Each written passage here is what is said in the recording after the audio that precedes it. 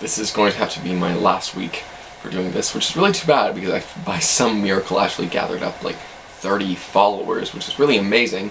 So actually I have to ask everyone who's been taking the time to listen to me ramble for the last few months for once a week. Today I'm going to try and come down on this issue that I've been dancing around for the last I don't even know how long, and answer, do I think there are people we can call Celts in ancient Britain and Ireland? Honestly, my answer is no. What it comes down to for me is that we really don't have any evidence that there was a single shared identity that could define an ethnic group in ancient Britain and Ireland, and especially not that could connect them with other peoples on the continent. There were some peoples in parts of France. Julius Caesar describes them as calling themselves Celts. That's where the word Celt comes from, although those people usually get called Gauls now because that's what the Romans called them. But that really just goes to show that identities in the medieval period and earlier were regional or localized. They weren't these big, huge ethnic groups like the really broad definitions of the Celts seem to imply. That wasn't the case. Why is it that we talk as if there were this big, single Celtic ethnic group?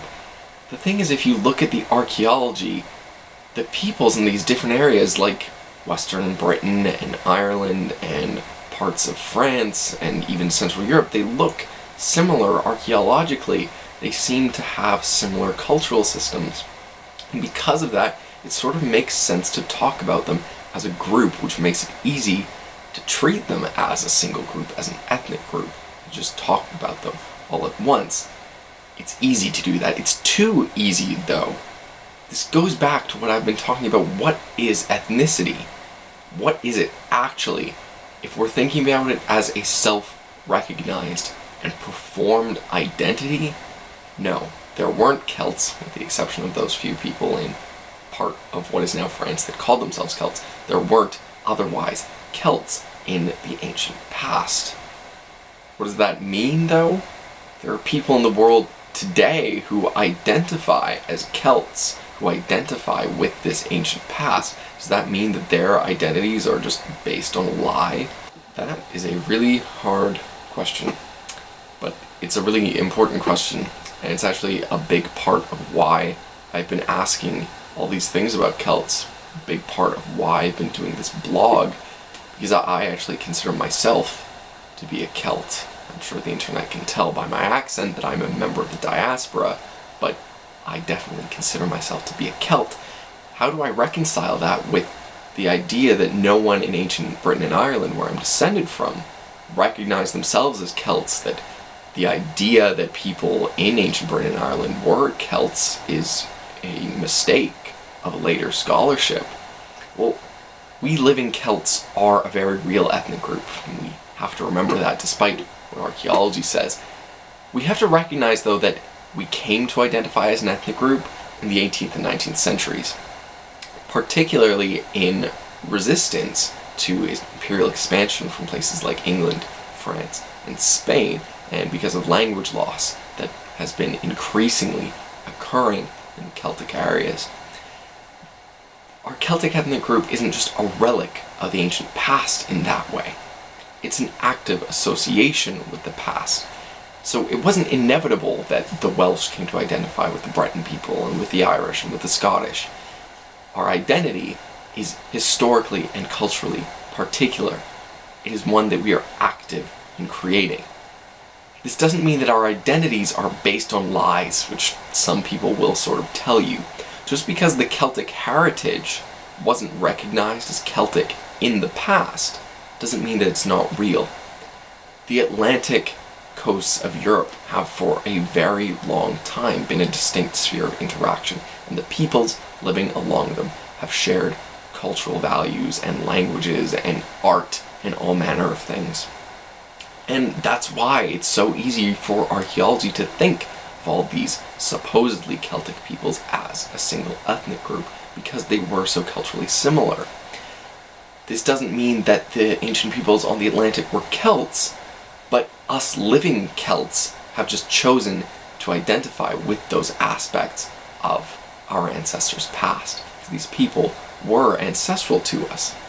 So what do we call these people in ancient Britain and Ireland, for example, if an archaeologist is looking at them? Well, this is my take on it. It's probably not one that's going to be more broadly accepted, but I like to think of them as ancestral Celts. Simple as that.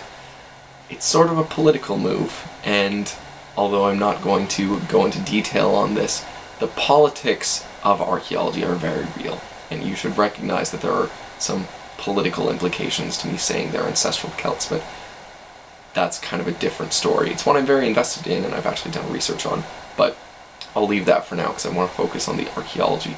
By calling them ancestral Celts, these peoples living in ancient Britain and Ireland, for example, what I'm hoping you'll take away from it is that they were not a single ethnic group. It's a point I really want to ram home here. They were not a self-identified collective. They wouldn't necessarily have looked to one another and said, yes, I am of the same ethnicity as you, I am somehow of the same identity as you. That wasn't how it worked.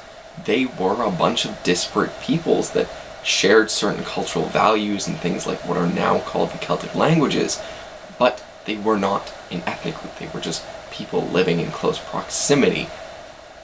Calling them ancestral Celts, though, is recognizing their role as the ancestors of people who, in the present, recognize themselves as Celts.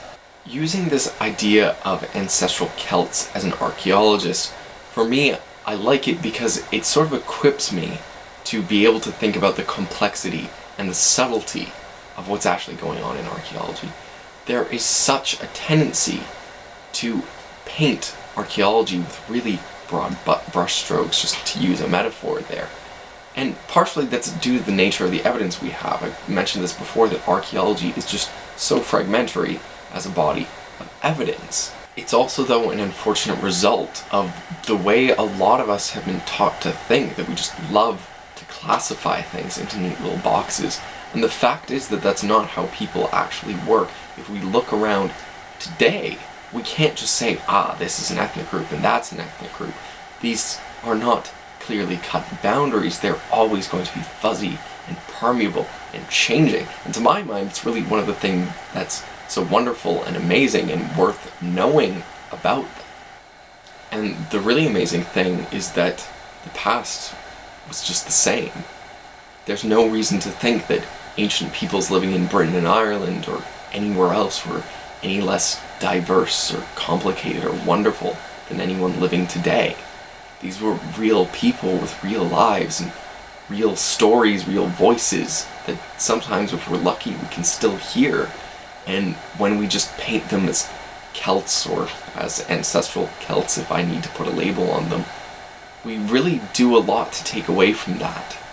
And archaeology, to me, should really be trying to capture all that subtlety, all those tiny little details of people's tiny little lives that are so amazing.